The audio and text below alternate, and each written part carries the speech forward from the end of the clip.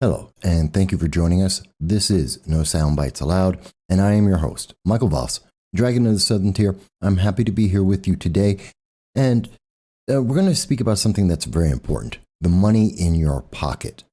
Now, I know it's March 6th, it's early in the morning, ahead of our live stream today at 2:30 p.m. Eastern Standard Time, but we wanted to take the moment to speak with you about how much money you have and how much money you're going to have by the end of the year.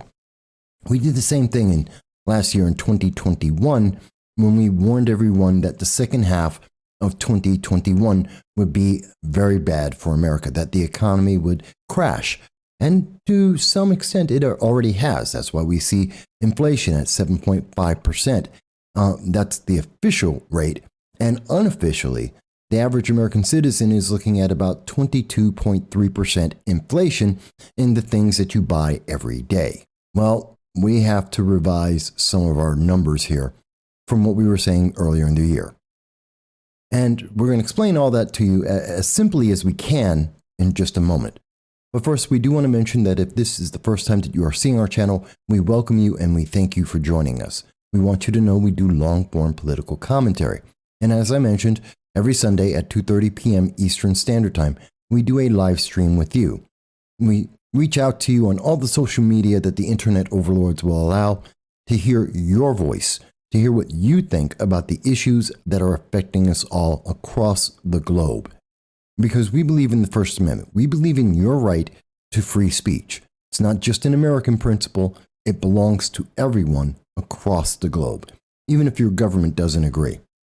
So we hope that this Sunday, today, that you will join us at 2:30 p.m. Eastern Standard Time to speak with us about all the issues that matter to you that are affecting your lives from everywhere in the world. I want to start because I know in January and early in February, we were telling our audience that we were looking at 11%, that inflation would reach 11% in 2022, probably in the summer. And we were thinking that that was going to be the peak. But a lot of things have changed from January, from early February, and now we're in March. And so we want to revise that because we want you to know what's going on and we want you to be able to prepare properly for what's coming down the road. Now, a lot of people know this is going to happen, that inflation is going to go higher.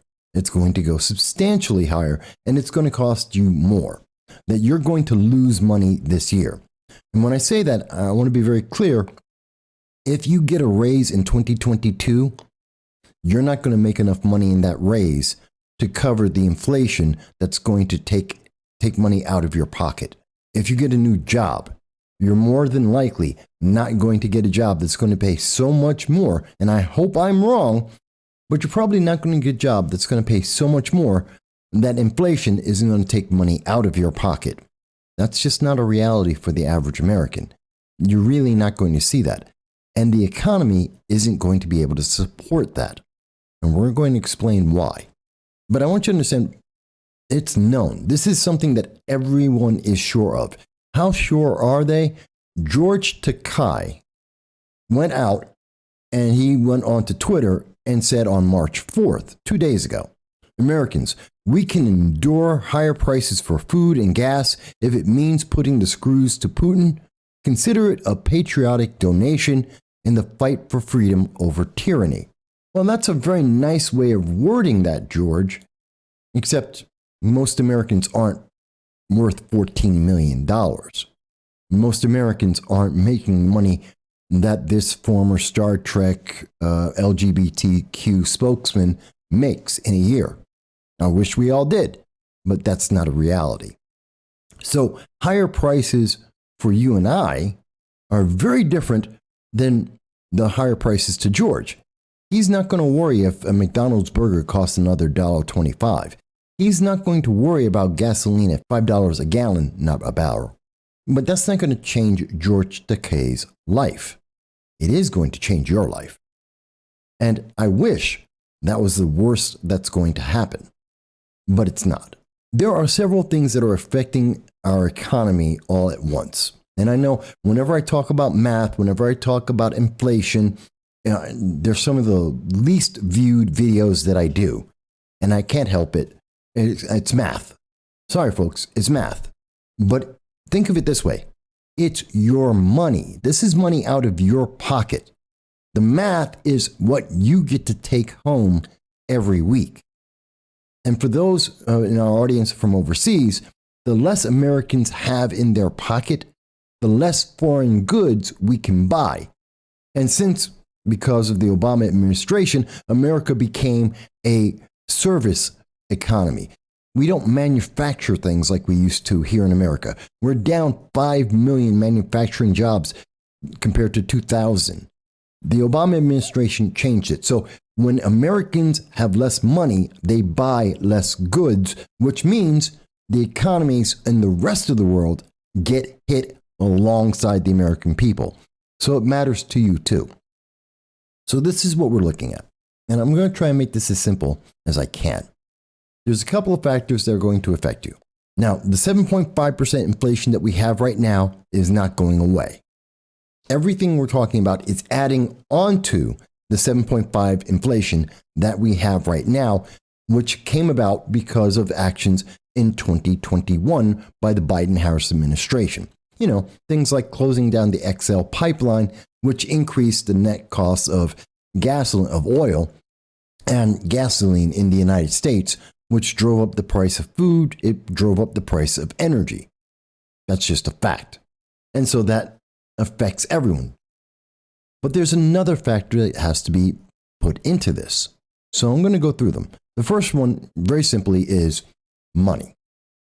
The more debt that the United States has, the more that we just print money, the less the money you have is worth. I mean, it's one of the easiest ways of looking at inflation. It's not the only way, but it's one of the easiest ways to look at it. If you have, the more dollars you make, the less that your money is worth. We've seen that in the banana republics in South America in the 1980s. We saw that in the Weimar Republic prior to World War II.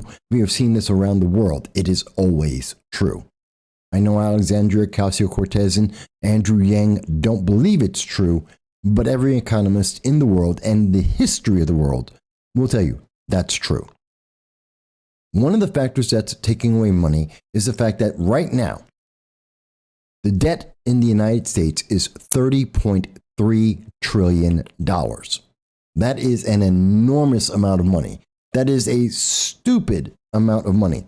And the United States is spending about $7 trillion a year right now. It's 125%. To put this into perspective, go out and spend 125% of your income. Let's say you make $5,000 a month. You don't, but let's say you did. And you were spending $7,500 a month. You'd be out on the street. You would lose your house. You would lose all of your property, your car. You'd lose everything. Your creditors would take everything away from you because you cannot sustain that. But the United States government is, at least at this moment. Because we're at $30 trillion, your dollar from 2016 to today is worth about 15 cents less. In fact, just looking at 2021 versus 2022, you lost 7 cents on every dollar that you made. Your dollar, the dollar you have in your hand right now is worth 92 cents, basically. Joe Biden is now looking to pass his Build Back Better, or whatever new name he wants to call it. Build America Better or Build America Great. It's MAGA. He's basically saying MAGA. Buy American, build American. He's saying the same thing that Donald Trump said. Fine. We don't believe him. No one believes him. Democrats don't believe him. But fine, that's what he's saying. But no matter what the title is, he wants to spend $2 trillion. That's on top of anything and everything else he's going to spend. So you're looking at roughly another $7 trillion in 2022 being spent by the Biden-Harris administration. That's without taking into account money we're giving to the Ukraine. That's not taking into account the extra cost of gasoline and oil. That's not taking into account anything else. Let's assume that he gets that passed. What that means is the U.S. national debt is going to become $32.3 trillion. That would be an increase of about 7%. Okay? With nothing else changing, your net income would go down because your money would be worth less because of the increase in the national debt. So you're losing about 5 to 7 cents on each dollar on top of what we have already lost. That right there is another, that will put you at about 12%. But let's keep going. It gets worse. So that's just one aspect. I think everyone can understand that. It's pretty straightforward. Actually, let me give you some good news. Interest rates are going to go up. Interest rates are going to go up. Let's assume interest rates go up by 3%. A lot of people don't realize, so interest rates go up by 3%. Who cares? How does that affect me? I don't understand. No problem. Let me make it clear. When interest rates go up by about 3%, that means your money in the bank is going to be worth more. Okay? Right now, you're getting on average about 1.5 to 1.75% in the bank. It's not worth a whole lot, which is why people invest in the stock market and they buy stocks and not bonds, because you're going to get more of a return off of a stock than a bond at these low rates. It's not worth it. Once interest rates get about 6-7%, then bonds and investment in bonds are worth the same as an investment in stock, but you have less risk, so people will go into bonds instead of being in stock. That's investing. I used to be a stockbroker. I'm not trying to make this too crazy, but essentially, your bank account's going to make more money. Your checking account will get more money, except your interest rate on your credit cards and your loans and your mortgages, if you have a variable rate, which most people do in terms of their credit cards, many people still have loans, car loans, student loans, personal loans that are at variable rates. And even though most of the houses, most mortgages no longer have the variable rate because of what happened in 2008, there's still a lot of people who have them.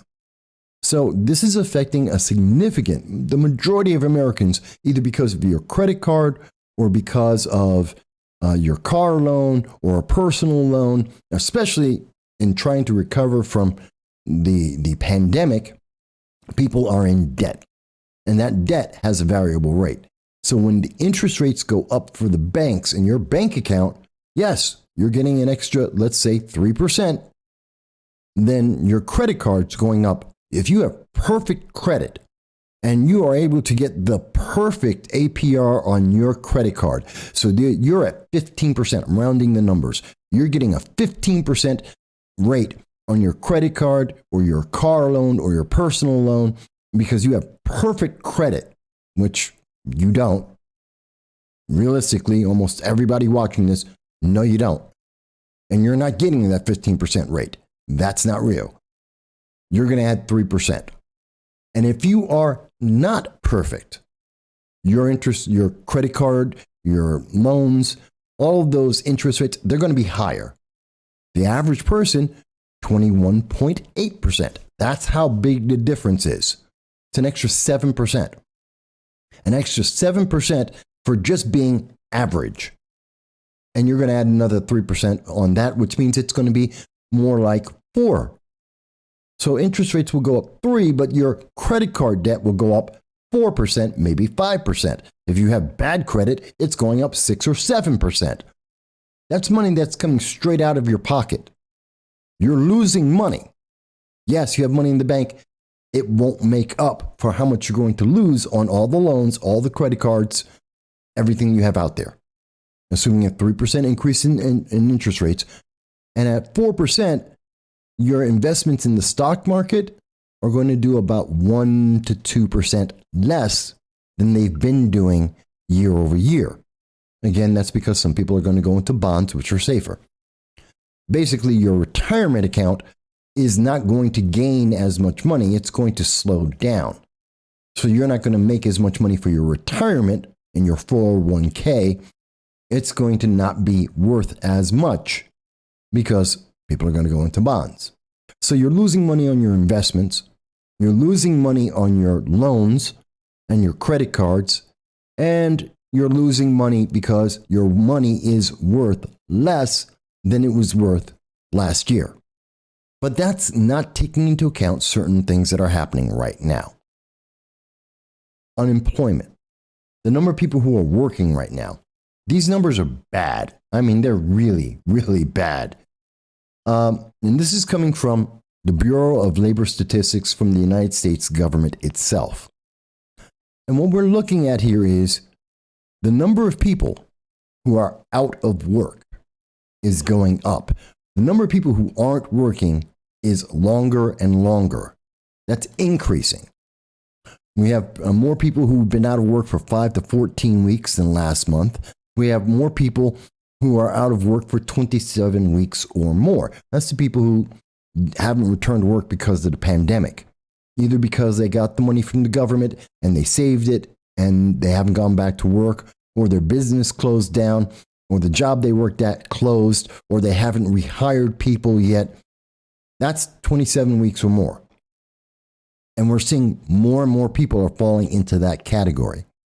And if we were to compare that to what we were looking at, and I'm going back to 2019, because realistically, in 2019, the economy was doing fine. That was before the pandemic. That's where America should have been. And looking at those numbers in 2019, comparing it to today, the United States labor force was at 63%. The employment population ratio was 60%.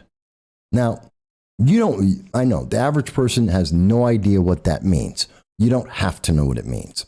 Let me make it real simple for you.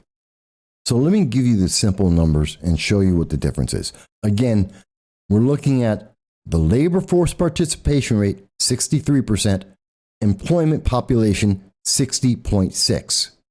And where are we right now? The participation rate is 62.3.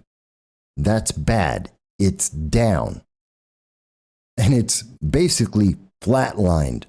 And that's why the employment population ratio is 59.9. And again, it's really not in good shape. So what does that mean? Real simple. When you're hearing from Biden that the economy is doing fantastic, everything's doing great, we created 6.5 million jobs. No, we didn't. If we created 6.5 million jobs, the unemployment rate would be about 3%. If we had created 6.5 million jobs, the participation rate, the employment ratio would be higher. We'd be at 2019 levels, if not better. We're not, because we can't keep pace. We're recovering jobs, but we're doing it very slowly.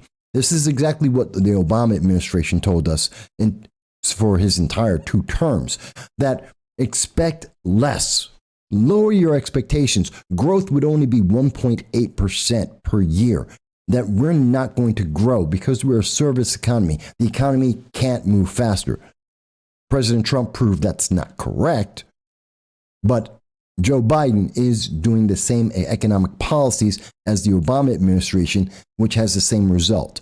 Very slow growth, which is negative for you and me. It means prices are going up. That's why consumer prices keep increasing. It's more expensive and it's more difficult. I know, I'm going into all the numbers. People hate it when I do all the numbers. These are the numbers so that you know what's going on. This is your money. You should know where it's going. In 2020, just so you can see this, in 2020, and this is from the government as well, the EIA.gov, this is electricity in the United States, 2020 average monthly bill for a business, and this is the latest data that we have, was 10 cents, 10.6 cents per kilowatt. Why is that important? Because it went up. See, between December 2020 and December 21st, of 2021, the cost of electricity went up for businesses, commercial, your home. It went up for everybody. And the increase here was about 27%. When businesses have to charge 27% more for turning on the lights in the business, to turn on the freezer or the fryer or the electric saw, whatever it is your business runs on, to turn on the computers of the business, it costs them 27% more. That money is going against you. That's why your food costs more. That's why your clothes cost more. Your cars cost more. Everything costs more. And if you think I'm kidding here, this is Nice Egg. And they're giving you just a general idea. This is the jump, 2020 to 2021. Just giving you a quick idea. This is how well the Biden economy did. Electricity went up for average people as well as businesses. And the increase was approximately 27%.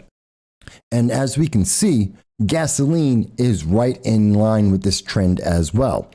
Even if you want to count Joe Biden only from February, not January, but February, from when Joe Biden was in office until December, we were at 1.78, $1.78 for gas to the gas station. This is what the gas station pays for gas. And they went to $2.30. And it's still going higher. Again, I'm looking at New York State, southern tier of New York.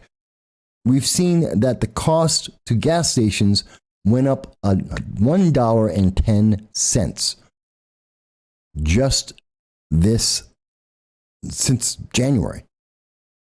And it's still going higher.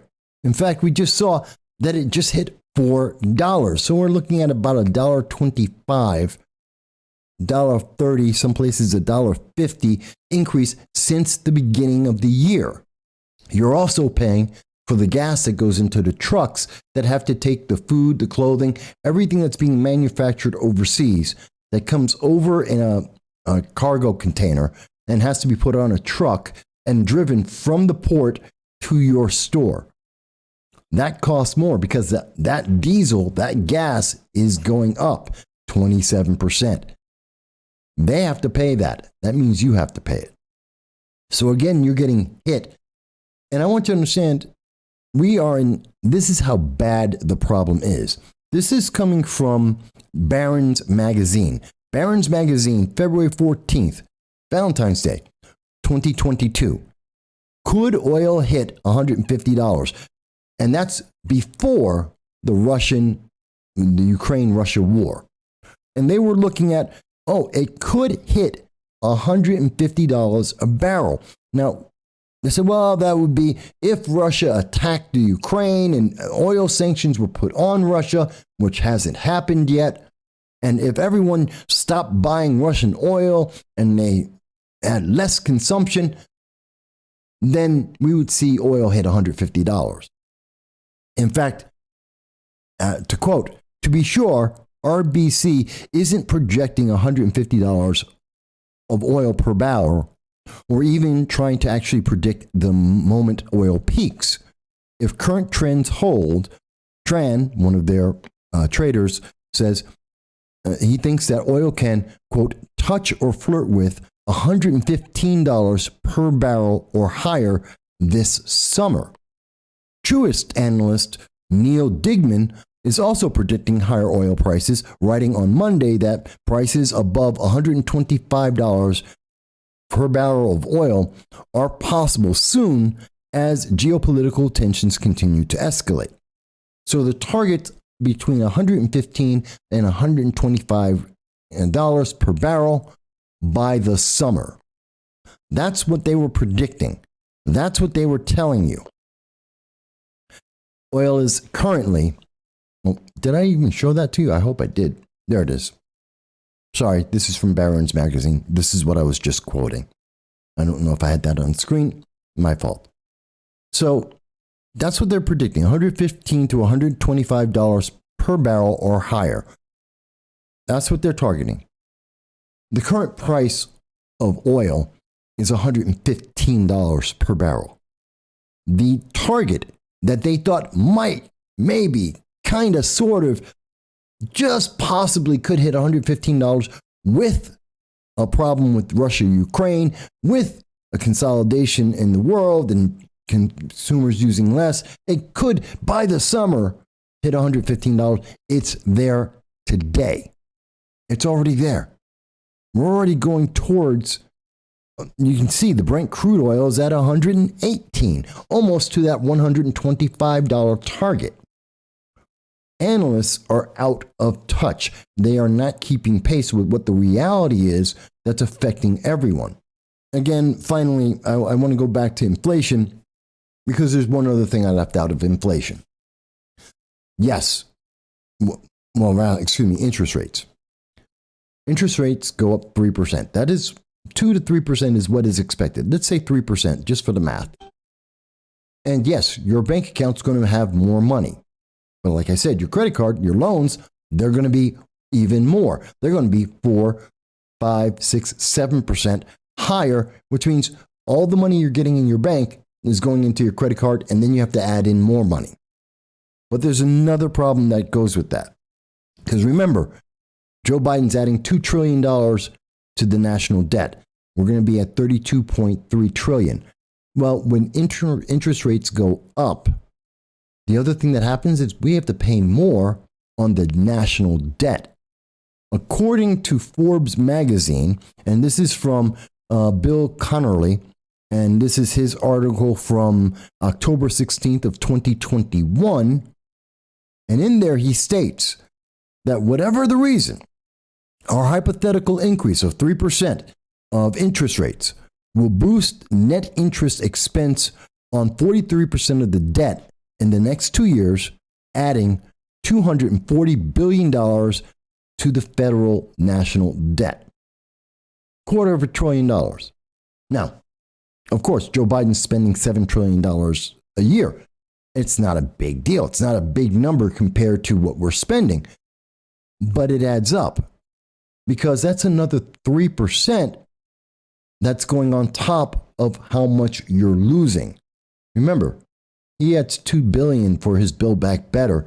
Your money's worth 7 cents less. Add the interest rate increase, which we know that the Fed will increase rates, and it is expected to be 2 to 3% this year. Not counting your credit card debt, not counting your loans, not counting your car loans, not counting your mortgage, not counting the fact that gasoline is up and breaking through the targets set by the analysts for the summer, and we're nowhere near the summer. That's still 3-4 months away. So we're looking at even higher levels. We're looking at 135, 140, maybe 150 $1 a barrel. And what that means to you is that gas is going to cost about $5.21, $5.50 a gallon. If you think $4 a gallon gas is high, imagine when it's $5.50 per gallon. Do you think that's going to change your lifestyle? Do you think that's going to hit your bottom line? Do you think that's going to take money out of your pocket? With all that said, and I know it's a lot of numbers, it's a lot of data there.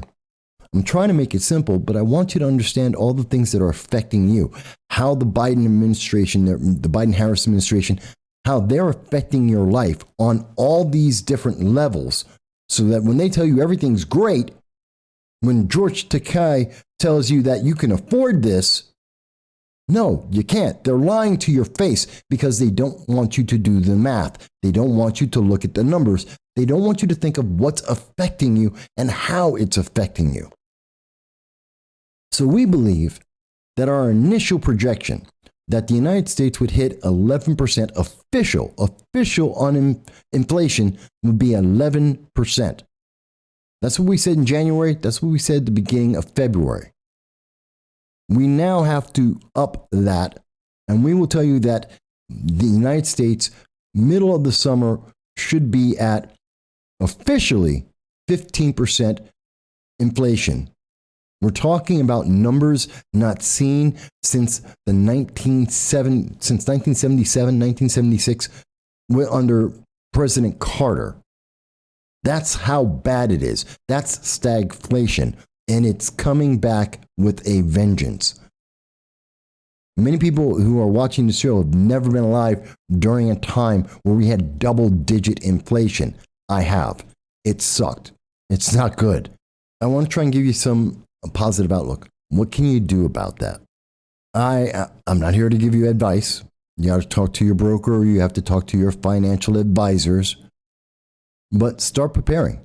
I know a lot of people have gone into their home gardening, that they're planting little mini gardens in their backyards. Some people are getting chickens so they can get eggs. I have a friend who's raising pigs and some beef, cows, so that he can have that. He has a large acreage. I have several friends who are doing that, actually. A lot of people planting potatoes and other hardy plants and vegetables so that they don't have to buy them from the stores, that they're already right there and they're organic. That is an option. Consider that. You may want to start doing that, especially potatoes. Easy to grow. You don't need to know a lot about that. And that is something everyone can do. And you may want to start doing that. It's in your advantage to do that. You may want to consider alternative forms of income. And yes, we're talking about the Bitcoins, the Ethereums, that whole cryptocurrency, which I do not understand well. And I have a problem with it because it's worthless. There is no inherent value in crypto.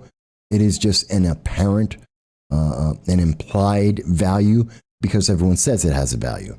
And I don't understand crypto, but it's something it's trading. It's got a value out there. I can't deny that it is an investment vehicle until that bubble bursts, but it's an investment vehicle. Consider that.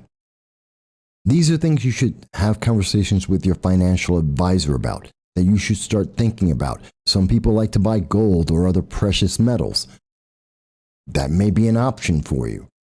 Some people just want to save money, put it away. Don't, start spending less. Go to the movies less often. Eat out less often. Even if you just don't buy, instead of buying that takeout pizza once a week, which costs you, $25, $35 just for one pizza pie with like one or two toppings. Instead of spending $20 to $30 on that, get some dough and make your own. That's $20 a week for some families. That's $80 a month? That's $960 a year? It adds up. Again, I'm not telling you to change your life. I'm not telling you to become a Republican or change your political ideology. I'm not telling you to change the way you live your life and you're suddenly going to become Amish. I'm not saying that. Nor am I telling you that you're going to become a billionaire with Bitcoin or make some massive investment in the stock market. I'm not telling you any of those things. I'm telling you to realistically look at how you are spending money, look at how you are investing money, look at how you are using money, and assume that you're going to lose 15% of your income because the Biden-Harris administration has screwed up the economy. Start doing that now. If we are wrong and inflation does not hit 15%, you're going to have extra money in the bank. You're going to do fine. If we're right, you're going to have extra money and you'll be fine. You'll still be able to feed yourself. You'll be able to feed your family. You'll be able to afford things that you want to afford. You lose nothing. I know not many people will see this. Not many people will pay attention to it because it's math and it's talking about taxes and inflation and investments, and people hate to do that. But that's what we see. We see 15% inflation. That's official from the government, which means real world, you're going to be paying about 35 to 40% more than what you're paying, that you've been paying. I hope to be wrong. I really do. But I got to get ready for the afternoon for the live stream at 2:30 p.m. I hope you found this interesting and informative. I look forward to seeing your comments about this, and I'll see you at the live stream in just a couple of hours. Thank you.